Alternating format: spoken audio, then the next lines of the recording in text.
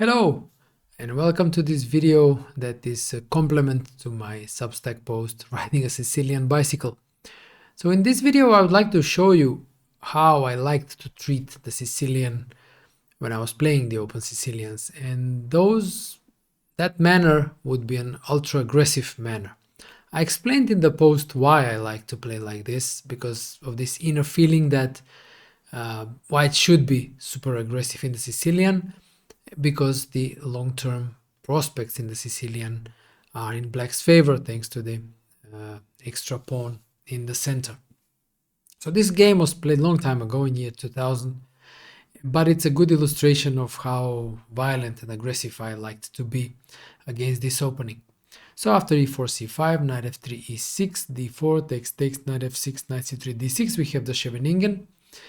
The best way to play against the Scheveningen is the Keres attack with g4, but in those days I quite liked this so-called third rank setup, where white puts the two bishops on e3 and d3 and the queen on f3, and then advances with the pawn with g4 and g5. Therefore I went for my preferred move, bishop e3. It has to be said that the third rank setup works pretty well when black develops the knight to c6, but when black develops the knight to d7 and then goes to c5, targeting that bishop on d3 and also putting pressure on the e4 pawn, this system is not so good. Nevertheless, it still leads to very exciting and dynamic play. So a6, f4. Later, I started to favor the English attack with f3, which can also rise from the knight or move order. But here I went for the third rank setup with f4. b5, queen f3, the usual development, threatening e5, bishop b7, bishop d3, knight b d7. This is the best way for black to react to the third rank setup. The knight goes to c5, and then there is strong pressure on the e4 pawn, and that important light squared bishop can be eliminated at any point. With this central control, black can also play e5, d5, and after e5 he can jump to e4. So this is another good idea for black. Black played the opening pretty well, but then he misevaluated the position. So g4, threatening g5 when the knight is basically trapped, no good squares. So b4 first, knight c2 and knight c5. Now the pawn is hanging on e4, knight g3, defending the pawn, knight fd7, getting away from the attack, g5 and g6. This is all standard. The move g6 allows for possible bishop g7, and when the bishop is more active on the long diagonal. So long castle. At the time, as I have written in the comments, this was a new move, but it made perfect sense to me, because anticipating bishop g7, the pawn on d6 will be more vulnerable compared to when the bishop is developed to e7 when it defends it. So I thought it makes more sense to put the rook on the d file, and at the same time castle long and prepare for an attack. Bishop g7, king b1, standard consolidating move, and now black commits a pretty bad mistake, because it just doesn't make sense to castle into the storm with castling short. Just queen c7 makes more sense, and generally speaking in these lines, when white has advanced that far and the h-pawn is also coming, black often actually castles long. He castled short, and after h4, this is what I needed, just a direct target, the black king. h4, the attack is simply very strong, it's coming. h5, and then the h file is open, maybe f5, doubling of the rooks, many attacking motifs. Black probably hoped that f5 would deal with the impeding attack, and now interesting complications arise. h5 continuing with the attack, and now knight e5. This was a nice tactical trick that black had in mind, the point being that if f takes e5, f takes e4, there is an attack on the queen and there is an attack on the bishop, and black is doing quite all right. So I went to e2, he took on e4, now the bishop is attacked, but h takes g6.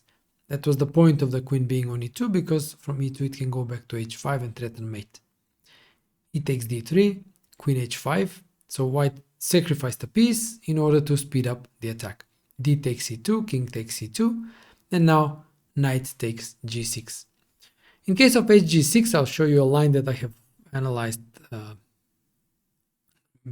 back then when I analyzed the game. So queen h7 check, king f7, f takes e5, threatening rook f1 check. Yeah. Bishop takes h1, rook f1 check, king a8, queen g6. It's a typical line in the Sicilian when the king is being hunted. Yeah, king d7, check on g7, queen e7, takes on d6, and now simply rook h1 or take on f8 and knight h1 when white has two pieces for the rook, but most importantly has this very strong passed pawn which will decide the game.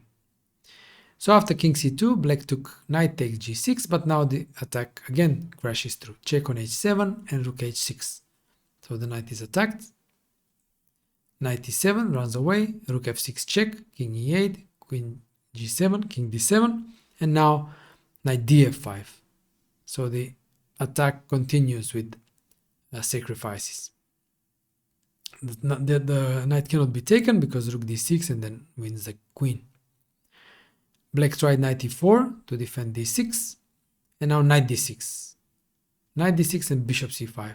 So look at all the pins. Yeah, black is tied up in all possible direction. He tried to cover with bishop d5, but now bam, the last move, rook takes d5.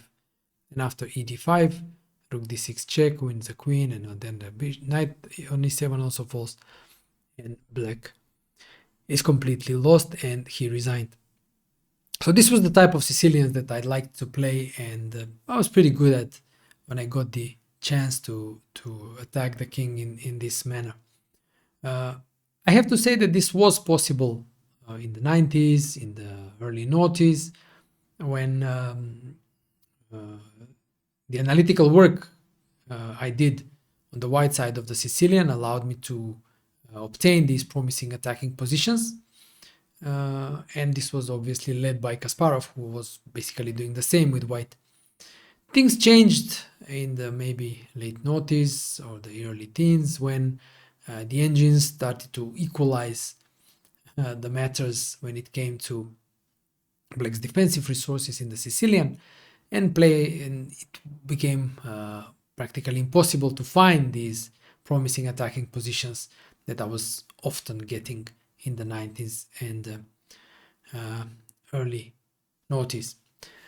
It's very likely that these times will never come back because,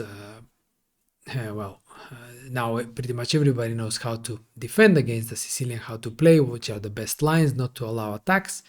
But still, it's a good trip down memory lane to remind myself how I enjoyed these Sicilian attacks.